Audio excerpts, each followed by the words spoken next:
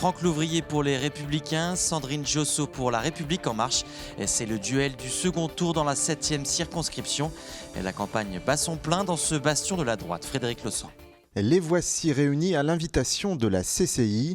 Hier matin, dans la 7e circonscription, les deux finalistes ont parlé économie et emploi à la Chambre de commerce. Celle qui a viré largement en tête au premier tour, c'est elle, Sandrine Josso. Dans ce fief de droite, la candidate En Marche a créé une énorme surprise.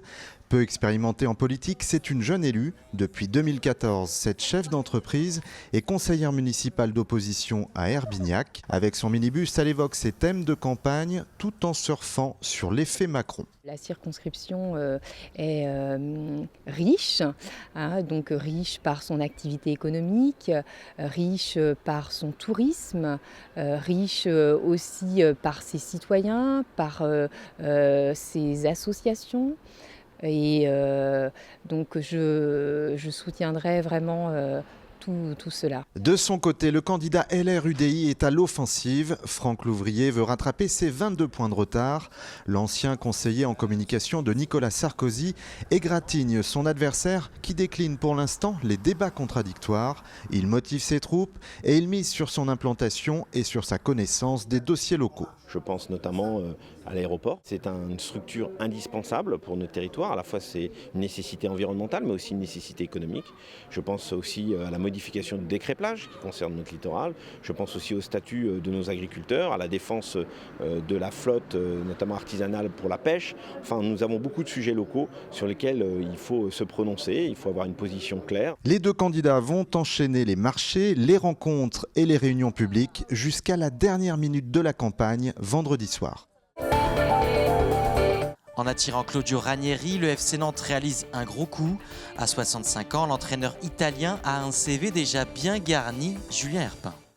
En arrivant au stade de la Beaujoire, Claudio Ranieri ne devrait pas être totalement perdu. Le technicien italien connaît les lieux pour y avoir disputé 2 rencontres en 2012 et 2014 quand il était entraîneur de Monaco. Le club monégasque est l'un des nombreux par lesquels le nouveau coach du FC Nantes est passé. Chelsea, la Roma, la Juve ou encore Valence, Claudio Ranieri affiche un CV impressionnant. Pourtant, c'est très récemment, en 2016, qu'il a connu l'apogée de sa carrière avec un titre de champion d'Angleterre glané avec Leicester. Dans la foulée, le technicien de 65 ans avait été nommé entraîneur de l'année en Europe.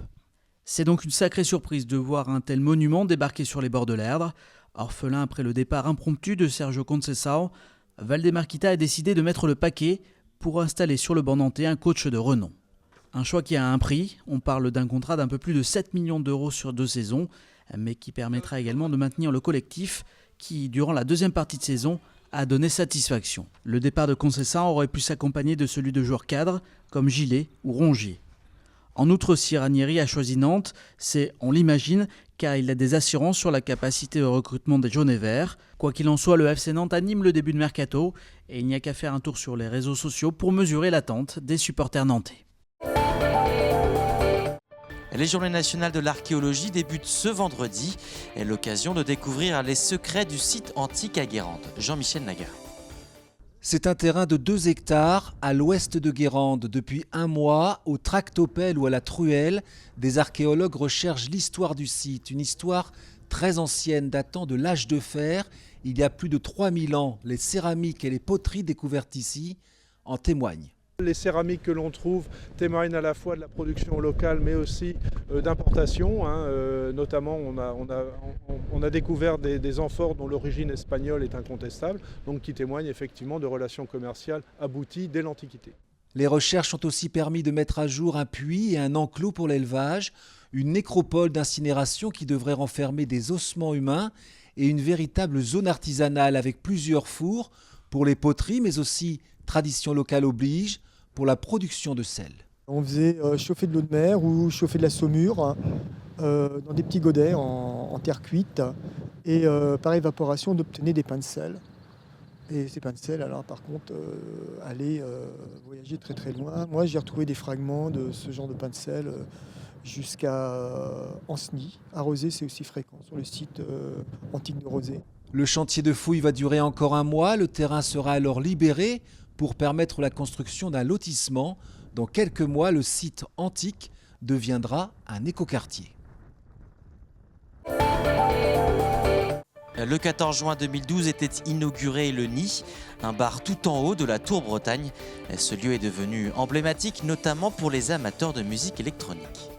Comme on dit, c'est dans notre ADN, la musique c'est vraiment très important ici. Ça a aussi permis de cristalliser un public amateur de musique. On est assez pointu et reconnu au niveau national maintenant sur la musique électro, notamment grâce à notre programmateur Môme, qui est un Nantais, mais reconnu sur toute la France et même à l'extérieur. Et puis aussi les Sundays, ce sont ces soirées musicales live du dimanche soir, se sont vraiment bien installées. On a tout un public d'amateurs de musique, mais aussi de musiciens. Ils viennent s'écouter les uns les autres et donc cette fréquentation, elle est intéressante pour nous et elle est intéressante pour ce public amateur de musique.